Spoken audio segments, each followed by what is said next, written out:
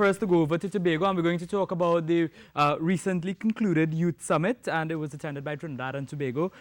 Joining us via Skype, Ambassador Nikocy Phillips, TNT Youth Representative at that summit. Good morning, welcome. Hi, good morning. Good morning to Trinidad and Tobago. Hi. How was the summit in the U.S.? You're breaking up on my hearing. The summit that you would have recently attended in the U.S., how was that? Right, that was the New York City Department Youth Summit. It was very good. I had a table there with some artifacts and information leaflets from Trinidad and Tobago. To the Consulate General of Trinidad and Tobago, I contacted them and asked them to give me some things to make sure and highlight the information to Trinidad and Tobago, and I did very well. I also lectured to the youths, and in some of the seminars, we talk about drug abuse.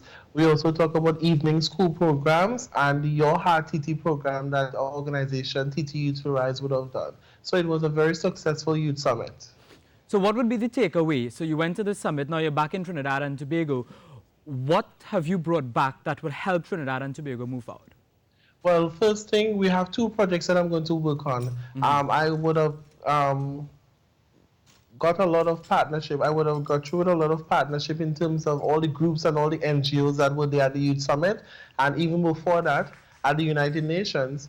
So what I'm going to do now is to meet my executive. We're going to sit down and plan a Youth International Leadership Summit that will be held in Tobago, vying and holding up to 51 countries, all the way from Afghanistan to Pakistan from next year. We are also going to form an NGO TT where all NGOs and all governmental, non-governmental organizations and groups will come under one umbrella, so we can stand up for the rights of every youth in this country. So those are the 2 main projects that I'll bring back to this country. And how do you plan to execute these programs? Well, I'm going to work with all the private sectors. I'm going to also approach the government and the Tobago House of Assembly. After meeting with the NGOs in Trinidad and Tobago, we are going to come up with a proposal and we're going to submit it to all the private sectors. Bringing these people to the island is not just only about for the Youth Forum, but it's also going to highlight us more, as I would have made it on the BBC on World News already. It's going to generate more tourism to the island, and people will be more aware of what Trinidad and Tobago is all about, and not just about the negative light which we see on Facebook every day.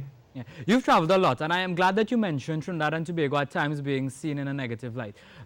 You and your group and other people have been doing positive things to contribute to the development of Trinidad and Tobago, but where do you see us going from here? Well, where I see us going from here, the government and the opposition and all members in parliament, every single one in any organization, we all need to start working together, because we are divided. And as much as we may see it fit that, oh yes, everything is going good, everything is not going good. Because sometimes it was very embarrassing when I'm in some of these high-profile meetings and, they pull up on their phone, sex in schools with kids, violence in Trinidad, and I had to, shy away from these questions. So, people putting so much things on social media that affects the image of Trinidad and Tobago. And we need to market Trinidad and Tobago more, because a lot of people do not know where Tobago is. And it was very embarrassing. I did a live feed on Facebook asking people at the UN and throughout America, do you know where Trinidad and Tobago is? Do you know where Tobago is? And it was very embarrassing that maybe 90% of the people don't know where Tobago is. So we have to start working together, all NGOs, the government of Trinidad and Tobago, the THA, everybody has to start working together to bring the image back to Trinidad and Tobago. And not only that, to bring our youths back up. Our youths need to rise, and this is the time for our youths to do that. Yeah. And as an ambassador for Trinidad and Tobago, I just want to indulge you a little bit in this conversation with the Venezuelan registration in Trinidad and Tobago. What are your thoughts on this? Oh, I was trying to shy away from that, but I understand that the government is trying to do, trying to be to do humanitarian work and stuff. But at the end of the day, you must be able to secure your own people first before you try that. And then when you try things like that, you must put certain things in place. To me, it seems like we're just doing cat and bag. We don't know what we're doing, what direction we're going to. I'm looking at the parliament, and questions have been asked to the government, what happens when the year finishes? And the kind of responses you're getting, it's very off.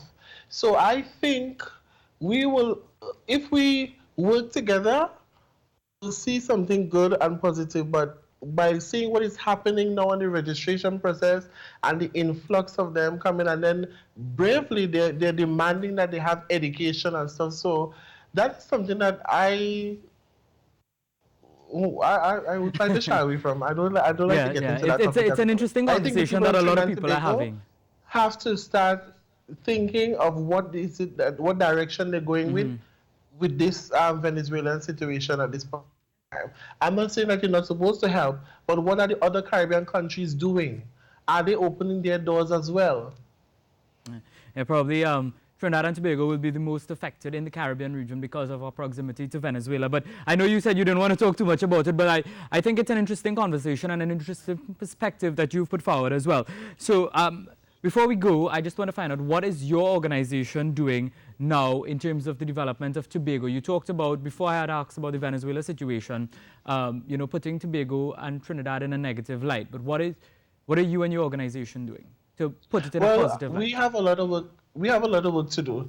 My executive and I, as I said, we're working on the Youth Summit, the Youth International Leadership Summit. We are still in negotiations. Right now, I'm in negotiations with the Uganda minister, one of the ministers I met at the United Nations, and I'm also in conversation with the Slovenian Vice President, Ms. Iva, Minister Iva, and I'm in negotiations with some of these things in bringing Tobago, because I'm bringing these people to the island, and I'm hoping that tourism this time will work with me and try to assist me with whatever I need to do, because I did bring some UK people here the last year for countries in the Caribbean. So next year I'm looking to bring more people to the island, and I'm hoping that tourism and the Tobago House of Assembly is able to and willing to work with me to make this happen.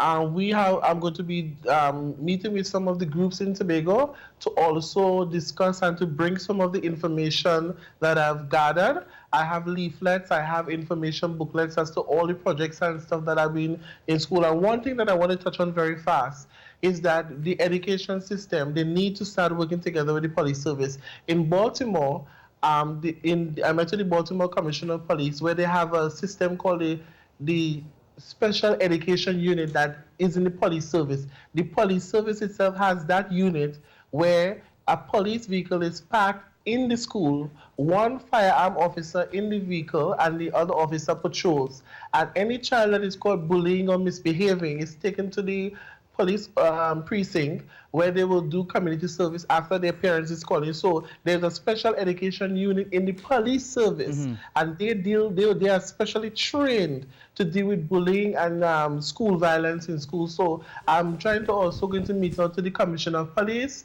I'm going to also meet out to the Minister of Foreign Affairs, because these persons that are coming to the island, I would like to have some, more information as to how we can get that. And I have some ongoing partnerships and agreements that is coming on, so I can't discuss too much because I Yeah. haven't met with my executive as yet. But in future, you will hear a lot coming up in Tobago. All right. Well, thank you very much, Ambassador Nikocy Phillips, for joining us this morning, talking about the work that you and your organization are doing, as well as the summit that you would have attended in the United States. Lisa, it's always good when we hear Trinidad and Tobago nationals talk about the work that they're doing and their plans to develop Trinidad and Tobago. Absolutely, and it's always wonderful when it comes out of Tobago. Yes. Yeah?